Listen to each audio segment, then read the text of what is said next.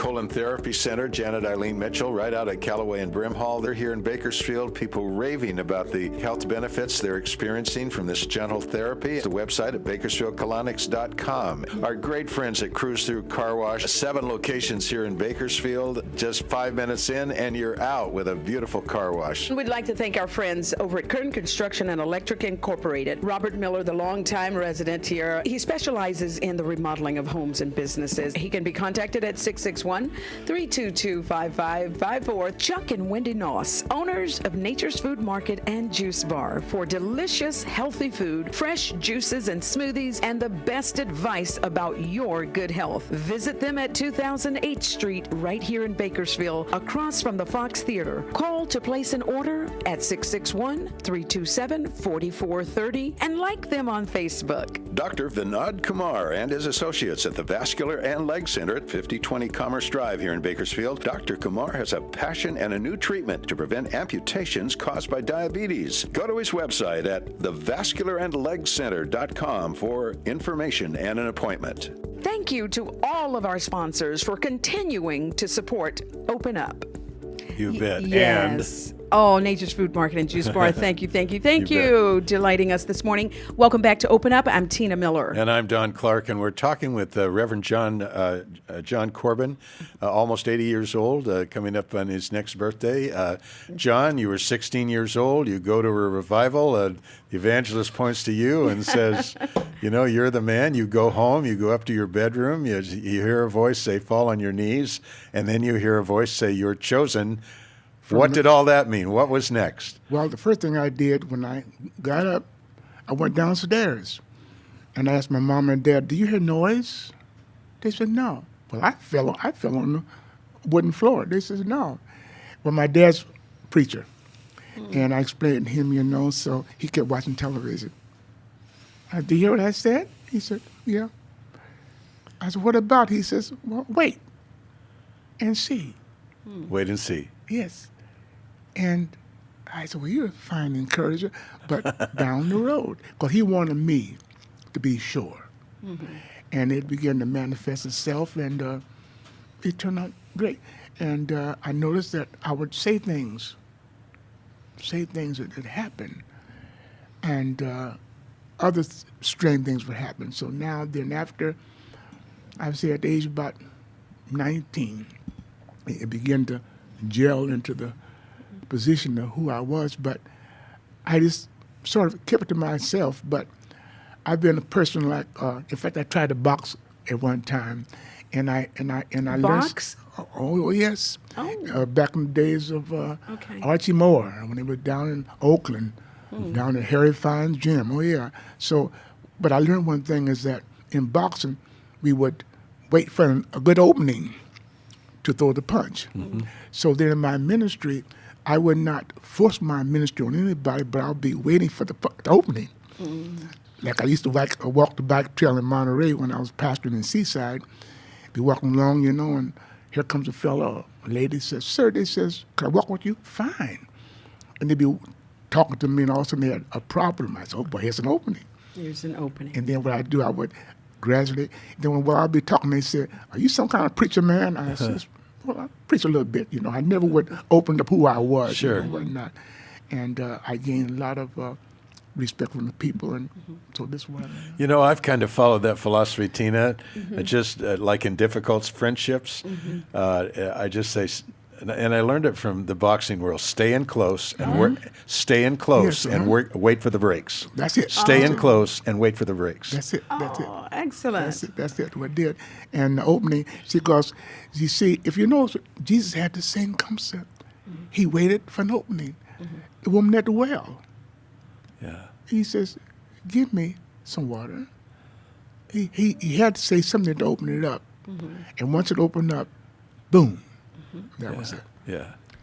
Tell us, I'm looking forward to hearing about this, the legend of the barbecue kids. How did this book come to be? You're in Oakland, California. No. Where were you when? I'm in Seaside. Seaside. California. That's where I pastored Hayes Church. Oh, okay. Where is Seaside? Yeah, I've never okay, heard of that. Seaside is adjacent to right across the street is Monterey, Oh, and then Monterey over the hills, Carmel, Oh, right. beautiful. is the Monterey Peninsula. all right. Okay. All right. Oh, yes. Okay. I know where that is. So, yes. Okay, then what happened? My brother, in fact, he passed away. All my siblings are gone. My last brother that passed away. Before he died, he mentioned about the barbecue kids. It was his idea. And he said, John, he says, I'm an artist, you're an author. Can you do something with this? I said, well, let me give it a try. He said, all I can give you is the barbecue kids. Just the title. That's the title. And I said, I'll work with that. And I put together. Then what came to me was, like I said, it's been my aim, and all my writings was to show love in bringing different races together, because this is what's happening now. Okay, that's an excellent point. Showing love. Repeat Showing that, love. please. Showing love in the book. But what I did in showing this love, I used some children, where the Bible says, and a child shall lead them. So what I did, I took in the book, I went down south back in the 30s, and I made up a little town in Georgia called, Georgia Peach, right? So I named the town Peachville. And in Peachville, it was a division between the black and white. So the black and white did not allow their children to participate with each other. But what happened here, so to link up the love affair with these two races, I brought in the children, to where the children, they would sneak off and play with each other. Okay? And there was the black kid, James, the white boy, Troy, and Mildred. Now, all these children range in the area about from 9 to 10 years old. And Mildred, she was the tomboy, okay? And but she hung around with the two boys, and anyway, so they would sneak off and they would go to the fishing hole together and fish and go swim and whatnot. So what happened is this here is that when the children got together, they would impress upon their parents to come and let us visit each other, visit one another. So one day, the black kid, James, had a birthday party, and he invited his two good friends over to the birthday party, Troy and Mildred. Well, the parents were a little skeptical about that. So anyway, they finally consented to going to James' birthday party. And naturally, the first time in Peachville that you had a white family to communicate it, even going to black family's house. So finally, on this birthday, this is what I like about it. On the birthday, the two white families, Troy's and Mildred, parents drove them to the house. And naturally, James' house was well fixed. Southern, you walk in the door, you can smell the cornbread and good food, okay, at the party. So when they went in, but what impressed the two white parents that dropped off their children to the party was their house was clean.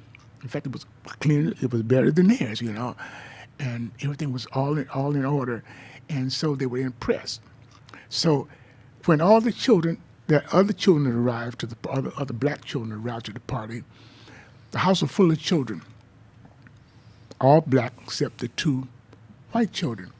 But what happened was James' father, he was coming out on the steps and he was saying goodbye to the two white children's parents. But one thing he said that really struck me, he said, "Come here a minute." He said, listen to the laughter, listen to the joy. He says, all of the children are in the house. It's time now for us adults to come into the house. Boy, there's a lesson. That was something. And something here that I want to read to you. Wow. Before you do that, let's just take a quick break, and then we'll come right back, and we want to hear it. We'll be right back. Thank you.